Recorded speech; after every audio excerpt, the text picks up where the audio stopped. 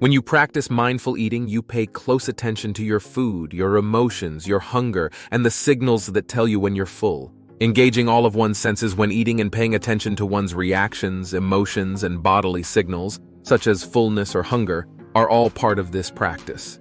A more personal and self-aware connection with food is fostered when we make mindful eating a regular part of our lives, rather than merely a means to an end, eating more slowly or picking healthier options. Improving our health and happiness may be as simple as learning to eat more slowly and deliberately, which will allow us to savor each bite more and tune into our body's signals for what they need. Practicing mindful eating. 6 easy steps.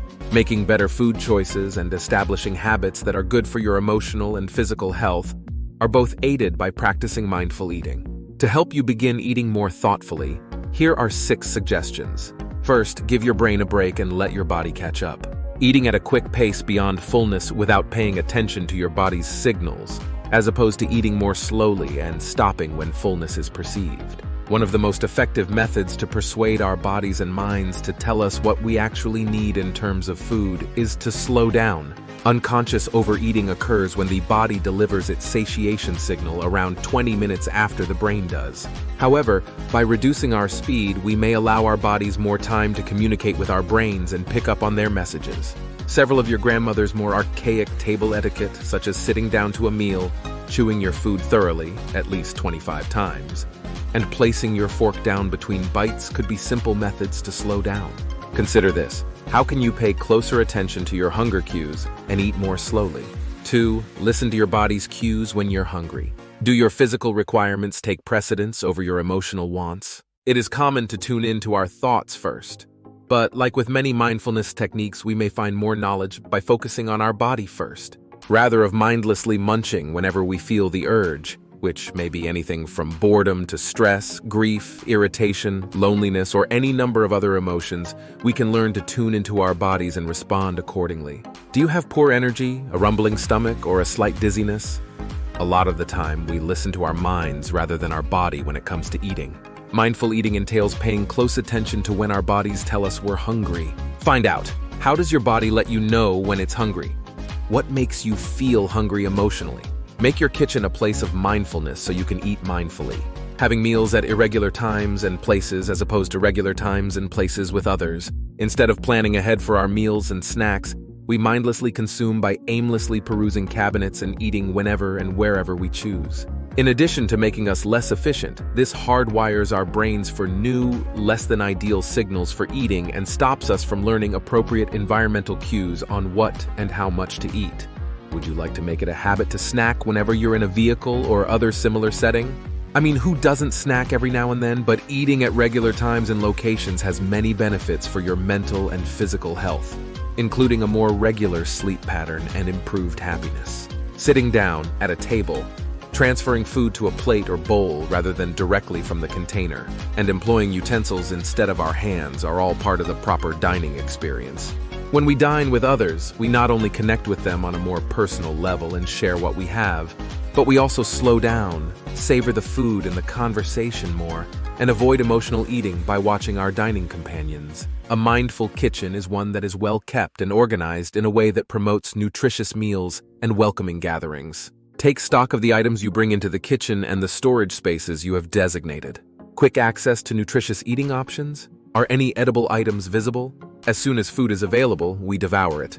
The raisin eating exercise is effective for several reasons, but one of them is that eating nutritious things slowly, like raisins, might make us love them more than the tale we tell ourselves about how good they are for us.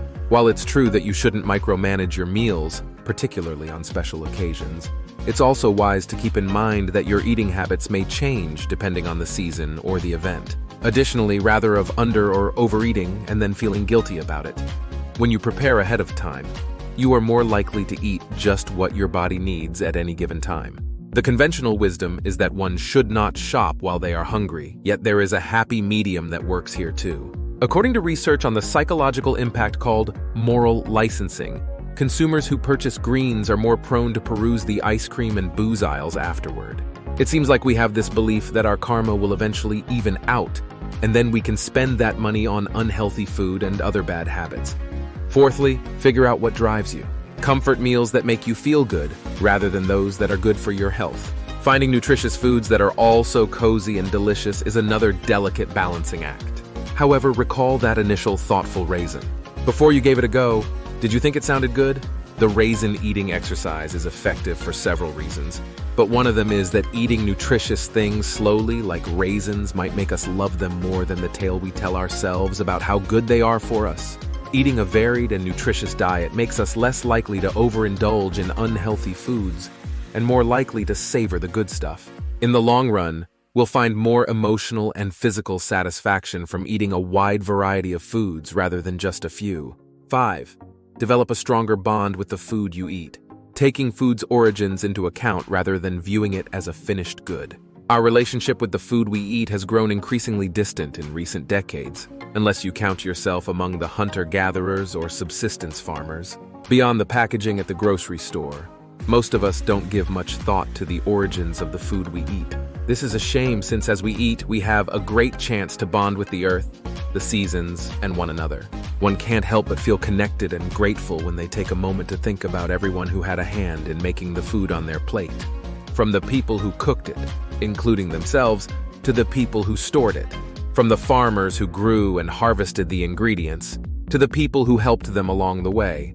As you enjoy your meal, keep in mind the land, water, and other factors that went into its making. Take a moment to think about the cultural traditions that have brought this meal to your table, the recipes that friends have shared with you, or the dishes that have been passed down through generations. The more you think about it, the easier it is to feel and express gratitude to everyone who helped make the meal possible. From the individuals who volunteered their time and energy to the elements of the universe that provided their part, from friends and relatives who passed down recipes to beings who may have sacrificed their lives for this meal. If we all practice a little more awareness like this, maybe we can start to make better decisions regarding the health and sustainability of the food we eat, which will benefit not only ourselves, but the entire world. 6. Check what's on your plate. Compare and contrast attentive eating with distracted eating. When we eat while multitasking, we greatly reduce our capacity to pay attention to what our bodies are trying to tell us. Everyone has gone to the movies with a bag of popcorn in hand, and before the credits roll, they start to wonder who ate it all. Distractions make it tougher to pay attention to our body's cues for when we need food and other necessities. If you want to try something new with your next meal, consider dining alone without any interruptions other than the people you're eating with. So, although when we reflect on mindfulness courses or retreats, we could picture structured mindful eating practices, the truth is that we eat and live in the hectic real world. While our formal practice has taught us to slow down, listen to our body, focus on one task at a time, create even little rituals, and think about everything that went into our meals, we can apply these lessons to our daily meals in a more casual way.